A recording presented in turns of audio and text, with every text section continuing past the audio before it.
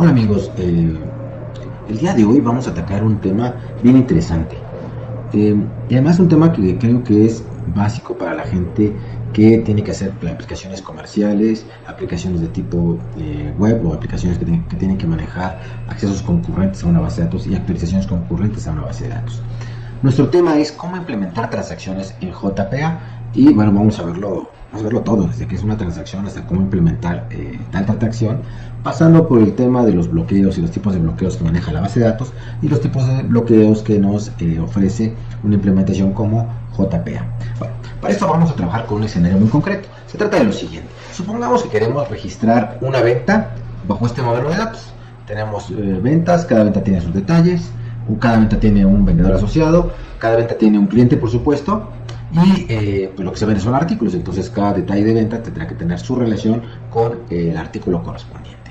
Entonces quiere decir que cuando yo registre una venta, tendré que insertar la venta, tendremos que insertar los detalles de la venta, tendremos que actualizar el contador de ventas, n ventas del vendedor que hizo la venta, este señor que está de este lado, ¿ya vieron?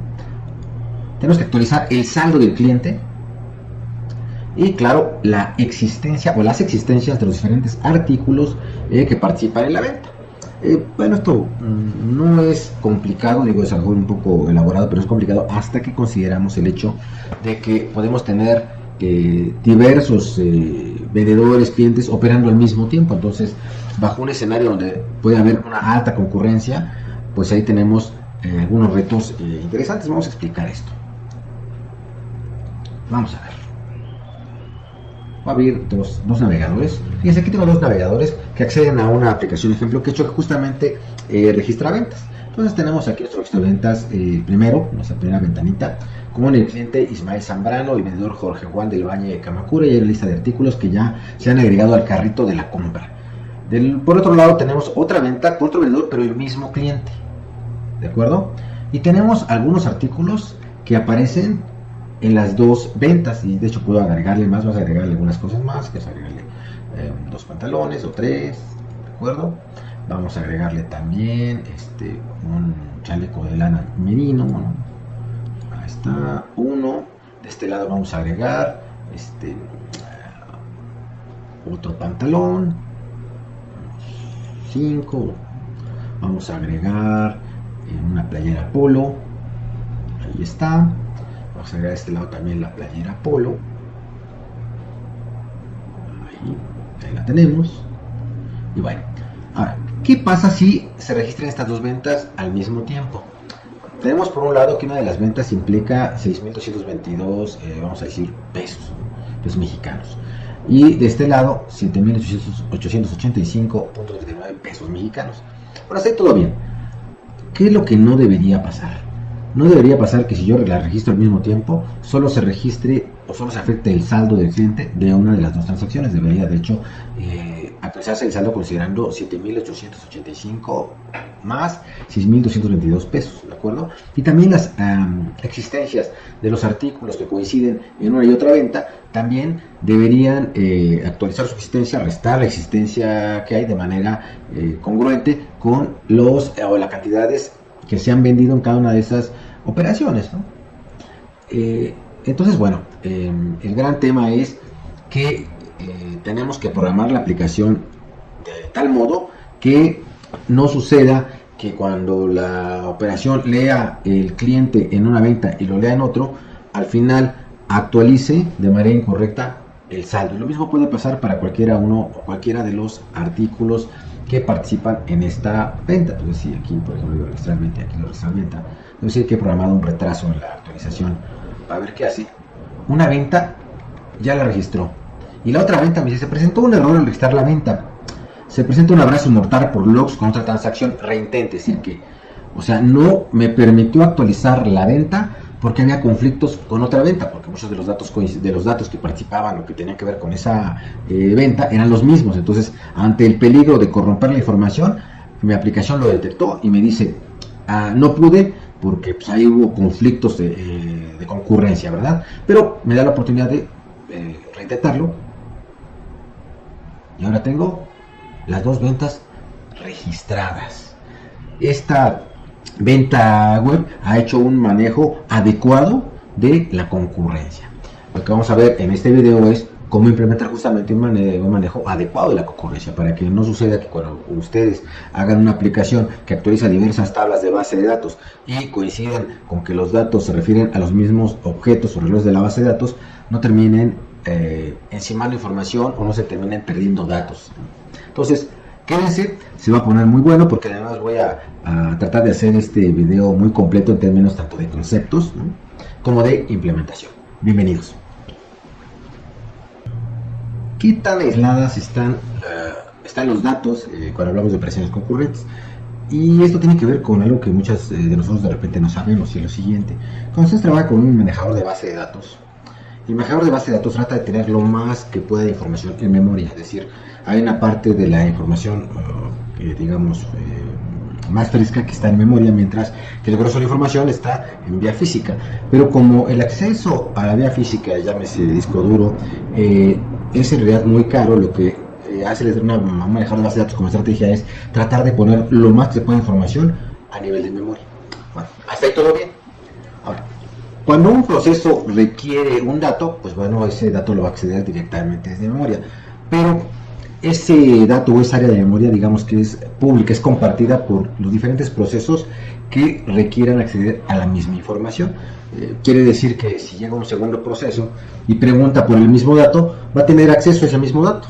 Pero no solo eso, si el proceso 1 en el transcurso de su procesamiento modifica un dato común, digamos, en esa área, el proceso 2 va a leer el dato modificado, no el dato original. Y si a esto le sumamos un proceso 3, o un proceso 4, o un proceso 5, bueno, se puede hacer eso un cóctel, ¿verdad? O sea, en realidad ningún proceso va a tener la certeza, si es que está coexistiendo con más procesos accediendo a la misma información, de que la versión que trae la información es la más actual, o la más vieja, o la más precisa, ¿verdad? Y bueno, quiere decir que si no hacemos lo contrario, la base de datos no aísla la información entre los diferentes procesos y operaciones de base de datos. Esta es la fuente del problema que queremos resolver a través de esto que llamamos transacciones. Muy bien, entonces llegamos a la pregunta crucial: ¿qué es una transacción? Y una transacción es un grupo de operaciones que forman una mega operación que trabaja bajo el principio de todo o nada. Imaginemos en el escenario este de la venta que por alguna razón falla el software a la mitad del registro de la venta. ¿Qué no debería pasar?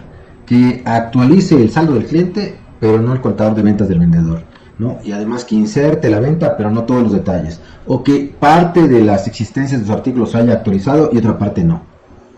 Que se haya quedado a la mitad, o que hayan quedado pedazos. Porque es muy difícil reconstruir la información a partir de una mega operación de la cual no sé qué parte funcionó y qué parte no funcionó. Entonces, sobre esa premisa, se ha construido a nivel de tecnología una mecánica para poder decirle a la base de datos: estas 5 o 6 operaciones manéjalas de manera atómica, es decir, manéjalas como una sola operación.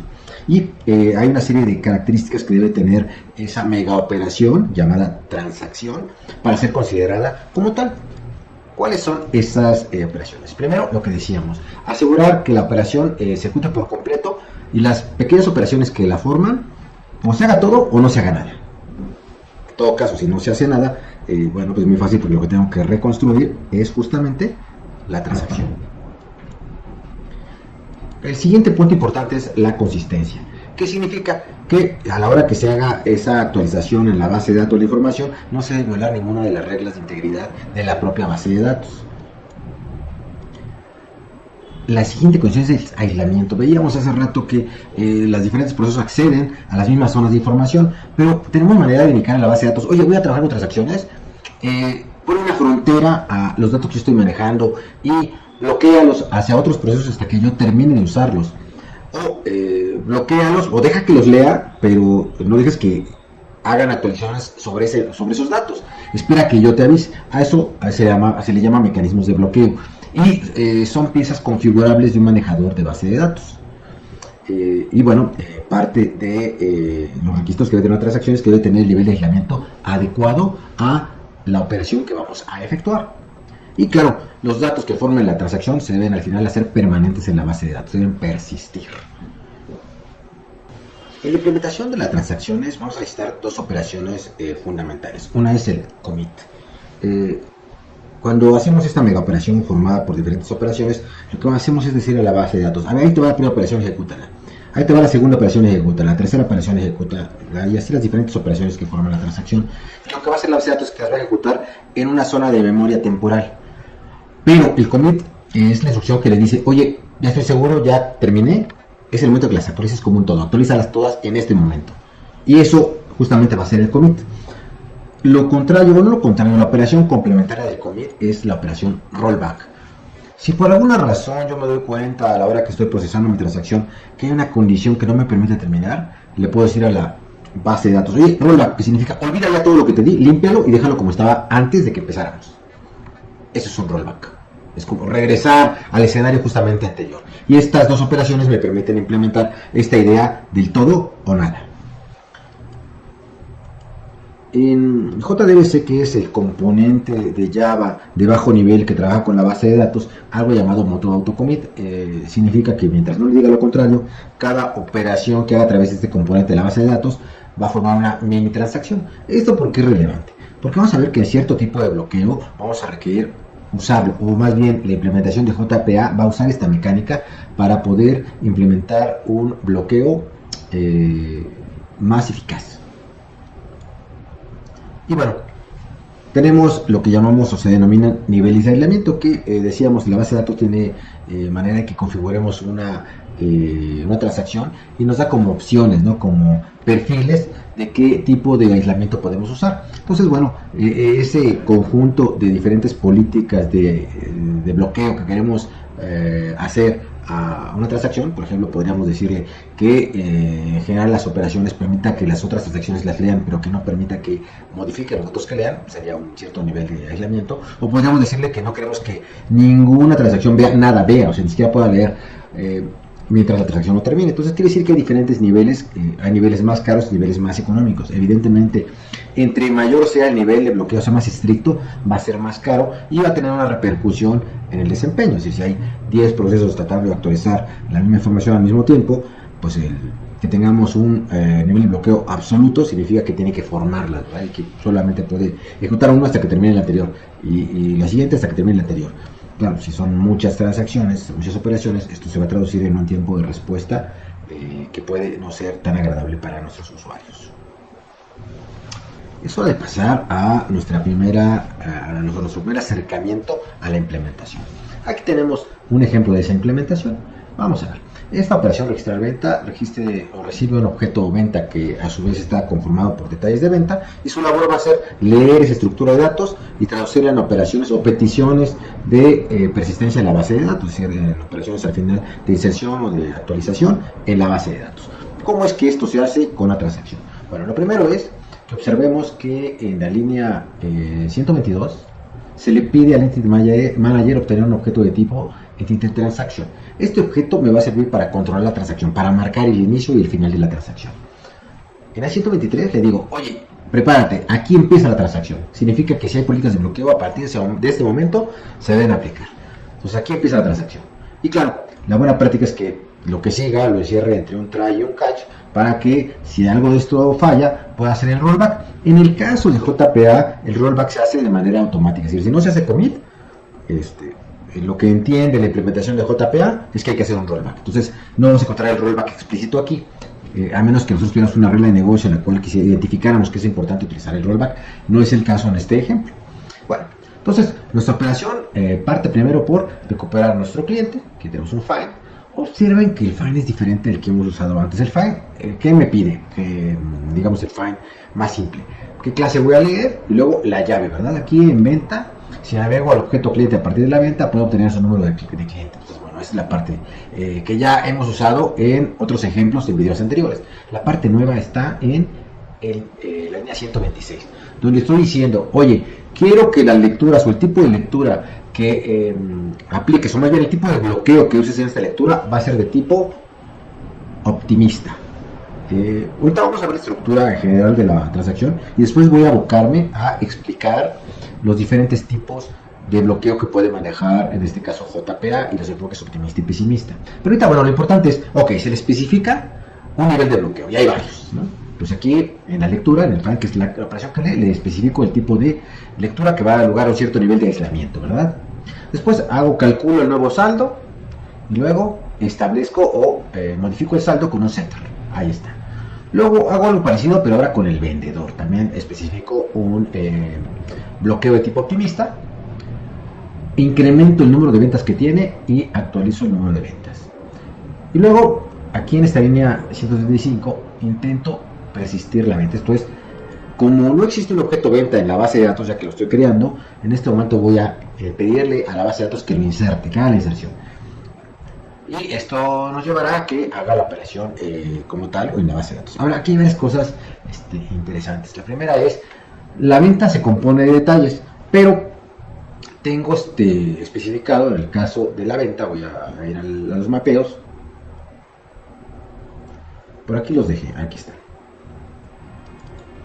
Aquí en venta podemos observar que la venta tiene detalles de venta, pero además está especificando operaciones encajadas. Dice que siendo que la venta se compone, es una relación de agregación o composición dura, ¿no? La venta se compone de detalles. Lo que haga con la venta tiene que hacerlo de manera automática con los detalles de la venta, es lo que dice. Y esto, ¿por qué es relevante?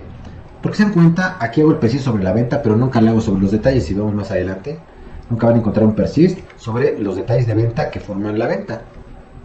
Va a ser implícito. También observen que así como actualicé el cliente y el vendedor, tampoco hay operaciones de update o de actualización explícitas sobre estos dos objetos. Tanto como en el caso de la inserción de detalle de venta, como en el caso de los updates o actualizaciones sobre cliente y sobre saldo, se ejecutan de manera implícita. Vamos a platicar en un momento más qué mecánica es la que se sigue. Ahorita lo importante es observar, nunca se hizo o explícita una instrucción de actualización sobre estos dos elementos, de hecho sobre estos tres elementos, ¿verdad? En un caso una inserción, en los dos casos actualizaciones. Luego, aquí en la línea 138 hago un for, hago una iteración de la 138 a la 143, en donde voy barriendo cada uno de los detalles que están asociados a la venta. Leo el artículo que está en cuestión, nuevamente hago una lectura también con un bloqueo de tipo optimista, y luego recupero la existencia y le resto la cantidad, es decir, si había 5, pero en la venta se están vendiendo 3, quiere decir que 5 menos 3 me quedan 2 pantalones, y eso es lo que va a hacer esta operación. Se actualiza el objeto o artículo en cuestión y se pasa al siguiente. Nuevamente tampoco hay ninguna operación aquí explícita de actualización. ¿Qué va a pasar? Bueno, en realidad tiene que ver con que la transacción en JPA maneja una especie de memoria temporal, sigue un patrón llamado unidad de trabajo, donde va guardando todos los objetos que cambian y al final se pone a checar a ver cuáles esos objetos cambiaron con respecto a su estado inicial en la base de datos. Y aquellos objetos que tenga detectado que cambiaron, va a generar de manera automática las instrucciones de update.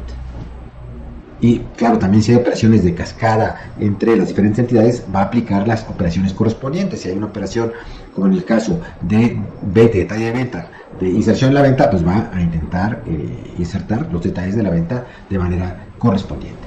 Y la última operación aquí es el commit.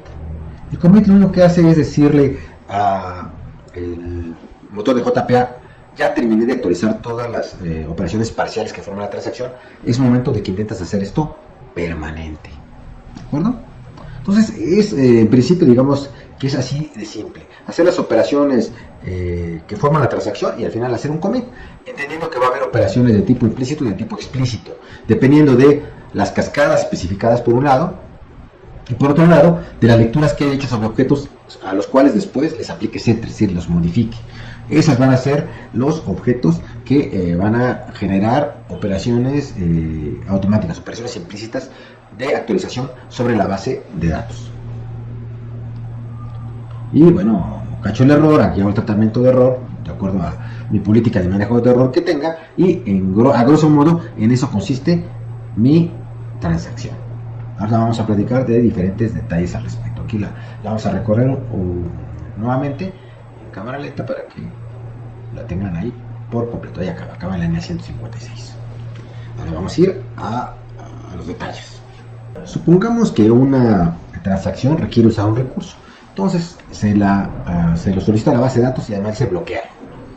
Si ese recurso es usado o es solicitado por otras aplicaciones, pues van a estar en estado de espera hasta que esta aplicación termine de usarlo. En cuanto termine de usarlo, se libera y se le da al siguiente. Se vuelve a bloquear y así sucesivamente. Entonces, bueno, sería una manera de proteger un recurso. ¿Qué pero tiene? Bueno, pues que si tienes 20 aplicaciones esperando y el recurso no se libera porque la primera aplicación tiene una mala programación, pues vas a generar un cuello de botella, ¿no? O sea, espera se traduce en pues en usuarios que estén ahí esperando, se traduce también en que de repente en la aplicación web se le vence la cuota de tiempo para esperar la respuesta y pues por lo tanto truenes, ¿verdad? Entonces no necesariamente es la mejor filosofía para manejar bloqueos a nivel de transacción. Además, pues puede ser que yo quiera el recurso, oye, ya nada más lo quiero leer, yo no lo voy a modificar, entonces tú no tienes agarrado porque lo vas a modificar, déjame leerlo, ¿no? Pues sería una alternativa, es decir, no algo tan radical. Pero bueno, el enfoque pesimista parte de que pesimistamente se cree que hay muchos clientes concurrentes que tienen o que desean actualizar el mismo recurso, actualizar. Entonces, bueno, sobre esa base se protege para que se haga de manera ordenada. ¿Cómo es el bloqueo optimista? El bloqueo optimista lo que busca es no usar bloqueos de la base de datos. Es interesante, ¿no? O sea, no va a usar bloqueos en absoluto. Entonces, bueno, ¿cómo lo va a hacer? ¿Cómo va a implementarse esta mecánica? Primero, el recurso, cuando se solicite, no se bloquea, pero se le saca una foto a su estado. Es decir, se dice, a ver, ¿cuál era el estado inicial que tenía? ¿Qué versión tenía? ¿No? Y se guarda, ¿no? Y entonces las demás transacciones pues pueden acceder a este mismo recurso de manera concurrente, ¿de acuerdo? Y todas están ahí leyendo lo mismo.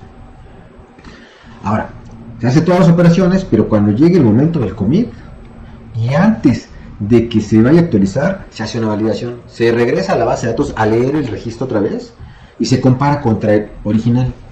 Si son iguales, significa que no ha tenido ningún cambio desde que se pidió y entonces se procede a la actualización. Si son diferentes, significa que alguien ya se adelantó y ya modificó el recurso en cuestión, y todo lo que se hace es que se hace rollback, se dice, no, pues alguien se nos adelantó, dejemos todo como estaba.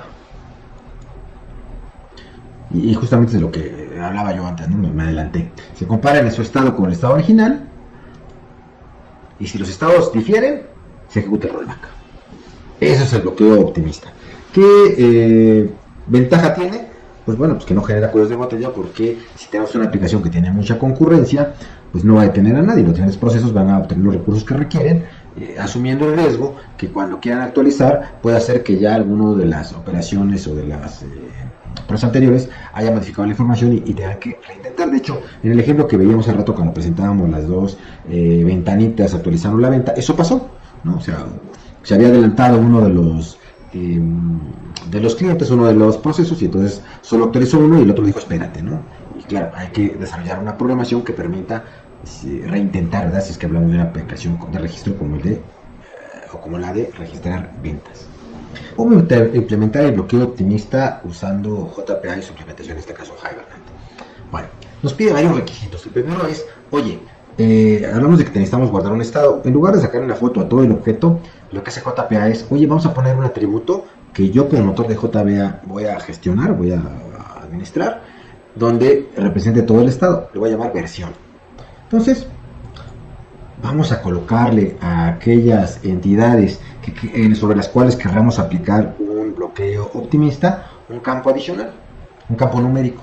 Puede ser long, int, bueno, los diferentes tipos que ofrece Java de numéricos de corte entero, ¿verdad? Short, ¿no? Ahí está. Y bueno, vamos a señalarlos con una notación version. Ese va a ser el primer requisito. Ok, cualquier entidad que quieras suscribirle a este club de entidades sobre las cuales se puede aplicar un bloqueo optimista, pones un campo de versión, ¿de acuerdo? Bueno, puedes poner el nombre que tú quieras, pero lo importante es que sea en numérico entero y que tenga su anotación version. Y bueno, una vez que ya lo hemos hecho, JPA tiene varias versiones o varias firmas distintas para una serie de operaciones de acceso a datos, como el file que usamos antes, que admiten un atributo que es el tipo de bloqueo que deseamos usar. Entonces, en el ejemplo que veíamos antes, veíamos como a la hora que hacíamos una lectura con el find, agregamos un tercer parámetro además de la llave y la clase, que es el tipo de bloque que queremos que usar. De hecho, este log mode type es una enumeración que forma parte de JPA, es decir, está estandarizada y tiene valores concretos. Entonces uno pone log mode type punto, y si uno está usando el IDE de Eclipse, pues le podemos decir control barra espacio para que nos diga las opciones, y ahí va a salir Optimistic y va a salir otras alternativas que podemos ir abordando adelante. Entonces sería lo que requeriría. ¿Cómo va a funcionar? Bueno, ¿qué va a hacer? Cuando yo dentro de mi proceso, mi hilo de ejecución, haga esta lectura sobre el cliente, por ejemplo el 201, lo que va a hacer el motor de JPA primero es buscar, si no lo tiene localmente, recordemos que tiene una memoria local para cada transacción. Esa memoria local utiliza un patrón de diseño llamado unidad de trabajo, que no es otra cosa que agrupa una serie de operaciones y cuando termina la ejecuta como en bloque, ¿verdad? Entonces, bueno, si no la encontrara, pues que devuelve null, lo que va a hacer es que va a generar una operación, una instrucción en SQL, en este caso un select asterisco del cliente con este ID con el 201, para que el manejador de base de datos le regrese las columnas y sus valores correspondientes a ese cliente en particular. Con esto va a instanciar el objeto cliente, entonces lo hace automático el motor, y luego este objeto lo va a registrar dentro de la unidad de trabajo, porque recuerden que una de las cosas que hace esta unidad de trabajo es llevar el rastro de las entidades que cambian, para generar updates automáticos, de lo que platicábamos hace un rato como operaciones implícitas, ¿no? Entonces, bueno, me regresa el objeto, se lo regresa al hilo. Si el hilo, en este caso el proceso, después modifica este objeto cliente, pues va a tener manera el motor de JPA a través de la unidad de trabajo de saber que este objeto cambió. De hecho, cuando en el hilo demos el commit, lo que va a hacer el motor de JPA es preguntarle a la unidad de trabajo: oye, ¿quiénes son los objetos que han cambiado bajo tu control? En este caso, como este objeto detecta que hubo un setter, pues lo que hace es decir, el cliente 201, el objeto referente al cliente 201 ha cambiado. Entonces necesitamos hacer el update. Va a incrementar la versión, ese campito que veíamos hace un rato, le sumo un 1, justo antes de hacer ese update. Hace el update con el nuevo cliente, por los datos que hayamos cambiado, en este caso el saldo, y la versión. Pero observen que todavía no he hecho el comment, es decir, todavía ese cambio no se materializa en la base de datos como tal, en la versión persistente de la base de datos, solamente en memoria. No hemos hecho ni commit ni rollback. Entonces, bueno, es el momento de la validación. Entonces, ¿qué hace? Pues preguntar por la versión original. La versión original era la versión 1. Aquí está, ¿vieron? Entonces, hace otro nuevo select, fíjense. Pero fíjense en el where. Ahora, no solamente pregunta por el ID 201, sino por la versión 1.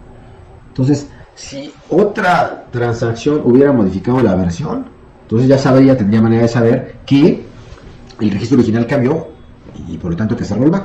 En este caso, si la versión es igual a la original, le pide al motor, le pide a la base de datos que haga un commit.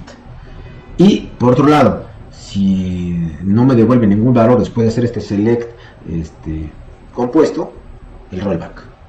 Esa sería la manera o el comportamiento que va a haber detrás de la aplicación del enfoque pesimista. Vamos a analizarlo con dos hilos que operan de manera concurrente. Observen que lo de un hilo está en azul y el otro hilo está en rojo. Lo que vamos a revisar es qué es lo que va pasando de manera concurrente. Y aquí, aunque se pone uno después del otro, la idea es que en realidad pasan prácticamente al mismo tiempo, ¿no? Tenemos dos files que buscan el mismo cliente, cliente 301. En los dos he especificado que quiero un bloqueo de tipo optimista. Entonces, bueno, como es optimista, lo que va a hacer el motor de JPA es que a los dos va a hacer la lectura de la base de datos y va a regresar los datos del cliente dos veces. Uno para cada hilo distinto, ¿no? Pues todos, cada uno se queda con su propio cliente, objeto cliente 301, los dos con el mismo número de versión, si los dos tienen dos copias idénticas. Después vamos a pensar que los dos de manera simultánea modifiquen el cliente, le cambien el saldo, le cambien el nombre, la dirección, lo que sea. Cuando le den commit, y nuevamente aquí vamos a pensar que uno entra milésimas antes que el otro, el primer hilo hace el commit, entonces el motor de JPA va a hacer el update del cliente, ¿de acuerdo? Lo que veíamos en la lámina anterior, con la siguiente nueva versión, pero antes de hacer el commit va a hacer la actualización, va a hacer la validación, perdón. Va a seleccionar la versión con el ID y el número de versión que tenía originalmente. En este caso, como todavía no se ha hecho ninguna actualización, lo que va a hacer el manejador de base de datos es devolverle el 1, que es el que corresponde al que existía antes de hacer nada, ¿verdad?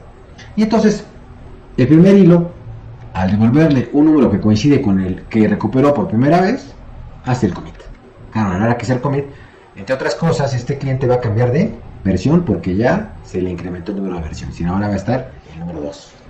Entonces, bueno, ¿qué pasa con el siguiente hilo cuando hace su commit, que es milésimas de segundo después? Va a hacer lo mismo, va a hacer el update del cliente con el siguiente número de versión. Él en su memoria interna sabe que la versión es 1, le suma 1, ahora va a ser la 2. Y luego hace el select con la versión original, pero como el hilo anterior ya la modificó, ya le hizo el update, pues ya no existe. Entonces lo que va a obtener del manejador de base de datos va a ser justamente pues 0 renglones leídos, ¿no? Y entonces este segundo hilo, al recibir esto, lo que va a tener que hacer, bueno, en este caso el motor de JPA, va a hacer el rollback y va a devolver una excepción que dice, oye, sabes que un bloqueo optimista es una excepción derivada de que alguien se te adelantó. Así es como funcionaría cuando analizamos dos hilos que de manera concurrente van exactamente al mismo recurso. ¿Qué tan pesimista o qué tan optimista somos? Bueno, en el caso de JPA maneja 5 niveles. El que hemos platicado primero, que es el nivel optimista puro, pero también hay un modo pesimista, pesimista, ¿no? Se llama pesimista de escritura. Entre los dos extremos, si uno parte de que hay menos concurrencia y el otro de que hay más concurrencia o más hilos compitiendo por agarrar un recurso que quieren actualizar, ¿no? Tenemos, digamos, esos dos extremos. Y entre ellos hay 3 niveles intermedios. El optimista con incremento forzoso, el pesimista de lectura, el pesimista con incremento forzoso y al final el pesimista de escritura. 3 pesimistas, 2 optimistas. ¿De acuerdo? Entre el optimista y el optimista con incremento forzoso, ¿cuál es la diferencia? Bueno, el optimista con incremento forzoso parte de un optimista que es un poco más paranoico y dice, ok, vamos a pensar que hay 2 hilos que antes de hacer el commit hacen la validación, hacen la selección, se vuelven a checar el registro original que leyeron y leen el mismo. ¿Y qué pasa si uno lee, obtiene el valor y luego el otro lee antes de que el primero haga el commit? Pues lo que va a pasar es que los dos van a agarrar el mismo, ¿no? Oye, pero eso es muy poco probable. Pues, pero puede pasar, ¿no? Bueno, sí puede pasar, pero es muy poco probable. No me gusta. Okay. Para ellos se inventó este modo llamado optimista con incremento forzoso. Y es que la diferencia es que este amigo, en lugar de hacer un select para buscar la versión original, va a hacer un update. O sea, hace el select y en ese momento hace el update y además lo encierra en una microtransacción. Se activa el autocommit mode del que hablábamos al principio del video, ¿no? Para que en ese momento lo actualice la base de datos. De tal suerte que si el siguiente se le pone un candado, y eso va a garantizar que no haya un segundo hilo que agarre en ese justo momento la versión original. Y como cuando ya lo suelta, ya la versión, el número de versión cambió, el siguiente hilo va a agarrar una versión distinta. Entonces con eso pues ya le ponemos un doble seguro a el enfoque optimista, ¿no? Digamos que ese es el distintivo de este segundo escenario. Los siguientes pesimistas son el de lectura y el de escritura. El de lectura, pues bueno, lo que hacemos es pedirle a la base de datos, oye, pon un candado de lectura a esta entidad que voy a leer. Y entonces lo que va a hacer la base de datos es que a partir de ahí cualquiera que le pida este registro se lo va a prestar, pero le va a decir, oye, pero no intentes modificarlo porque ya lo pidió el primer hilo para modificarlo. Entonces puedes leerlo, pero no puedes modificarlo. Eso es un bloqueo de lectura, pero desde la base de datos. Y el más pesimista es un bloqueo de escritura. El bloqueo de escritura, pues es discolmo, ¿no? O sea, le decimos, oye, a esta entidad, cuando la leas, ponle un bloqueo de escritura, significa no se la prestes a nadie ni para leer. O sea, nada de nada. Entonces, si el segundo hilo quiere leer, le dice, no, pues está ocupado cuando yo te aviso, cuando ya se haya desocupado, ¿verdad? Y bueno, fíjese que una cosa simpática de JPA es que independientemente de que sean pesimistas, todo esto se comporta como optimistas en el sentido de que si hay un campo de versión lo incrementan. Pero yo quisiera que además en la lectura hiciera un incremento forzoso parecido a este que teníamos antes, es decir, que cuando hace la lectura de la versión actualiza al mismo tiempo, llegamos a un pesimista con incremento forzoso, ¿no? Entonces, bueno, todos hacen lecturas y adición de entidades a la unidad de trabajo con la especificación de tipo de bloqueo, ¿no? O sea, si todos ellos tienen toda esta característica, ¿no? ¿Cómo es el select si hablamos de una lectura que genera cada tipo de bloqueo. Este es un select simple, este es un select simple, este es un select que tiene la palabra lock and share, bueno, en algunas implementaciones depende de la base de datos, mode. Este también es uno que tiene select con la leyenda lock and share mode, y este es un select for update, que digamos que es parte del SQL estándar para solicitar bloqueos que maneja la base de datos. Medíamos el bloqueo por base de datos. En los optimistas no se hace, en los pesimistas se hace. Todos hacen operaciones de inserción y actualización implícitas de las que platicábamos antes, que dependen de los mapeos, ¿no? De las cascadas, y dependen de las relaciones de agregación que haya, pues, al final de los mapeos, ¿no? O de los cambios. Bueno, esta es la siguiente: se actualizan implícita entidades. Lo que decíamos, que hay una comparación de trabajo de si ya hubo entidades que leí y después las cambié con setters, ¿no? Entonces todos ellos hacen también estas dos operaciones. Y la validación previa al commit. En el caso de los optimistas hacen esa validación, una con lectura y otra con update. Y en el caso del pesimista con incremento es el que llega a hacer esta validación con update automático. En las otras, la pesimista lectura y la pesimista escritura no hacen ninguna validación en absoluta porque confían en los bloqueos que usa la base de datos. Es redundante, ya no lo llevan a cabo, ¿verdad? Y bueno, si quiero especificar cualquiera de estos, pues es tan fácil como que en mi código, simple y sencillamente, cambio aquí en el log mode type, el que tenía que era optimistic por el que yo quiera. Pues ninguno, optimista que con autoincremento, pesimista con autoincremento, pesimista de lectura, pesimista de escritura, que son los que he explicado antes. Está también read and write. Estos son sinónimos de pessimistic read y pessimistic write, y están allí por compatibilidad con las versiones anteriores, pero se presume que las versiones siguientes desaparecerán. Y bueno, pues sería el modo, ¿no? Entonces quiere decir que si yo aquí quisiera cambiar esto por un pessimistic read, pues simplemente hago esto, ¿verdad? Ahora ya me toca a mí validar para cada entidad que me conviene, porque yo, por ejemplo, en el caso de mi cliente y mi vendedor, diría yo, bueno, pues en realidad esto dudo que tengan mucha concurrencia entre ellos, o sea, va a ser difícil que dos vendedores al mismo tiempo estén metiendo transacción. Entonces aquí me alcanza el optimista. Más bien, bueno, sí, ¿no? Y en el caso del vendedor también, pero el artículo sí tiene más movimiento, entonces aquí no voy a querer el optimista, sino aquí voy a querer un pesimista de lectura. ¿Por qué es de lectura? Porque sí quiero pedirle que los demás no lo actualicen, pero sí lo puedan leer, porque pues siendo el artículo el corazón de un sistema de ventas, cuando alguien quiera consultar los artículos, pues se los preste, ¿verdad? Que no pare todo el sistema porque yo quiero actualizar. Entonces, pues pesimista. Pero por otro lado, si alguien quiere actualizarlo, pues que no lo deje, ¿no? Entonces, es tan sencillo como que yo aquí elija cuál es el tipo de bloqueo que quiero usar y lo coloque. O sea, la parte retadora de usar bloqueos es entender en qué consiste cada tipo de bloqueo. Porque como vemos, la implementación a nivel de código es muy sencilla. Bueno, hemos llegado al final de un video más que espero que haya sido muy útil. Sobre todo eso, que sea muy útil, que aumente nuestra cultura en materia de desarrollo de aplicaciones, nuestra comprensión. Creo que es bien importante que pasemos de esta cultura del desarrollo orientado al copy and paste a un desarrollo que está basado en el entendimiento, en la comprensión, porque eso nos va a llevar siempre a aplicaciones de mayor calidad. Bueno, soy Alex, me despido, les agradezco que se suscriban al canal, suscríbanse, hay contenidos cada vez más ricos, hay contenidos muy interesantes, entonces no se los pierdan, pongan el chunchito para la campanita, ¿verdad? Para que les avise cuando hay nuevos, de tal suerte que pues cada vez seamos más sabios, ¿verdad?